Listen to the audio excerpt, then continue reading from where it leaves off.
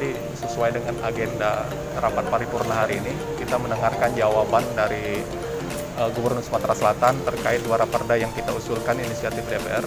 Pertama raperda pondok pesantren, yang kedua raperda tentang bangunan. Nah, mudah-mudahan hari ini bisa dilanjutkan pada tanggal 26 Januari yang akan datang, karena hari ini mendengarkan jawaban Gubernur. Jadi Gubernur memberikan saran dan masukannya terhadap raperda inisiatif DPR Provinsi itu sendiri. Ya mudah-mudahan nanti setelah ini kita juga akan kaji kembali melalui tanggapan fraksi-fraksi yang ada di DPRD Provinsi Sumatera Selatan.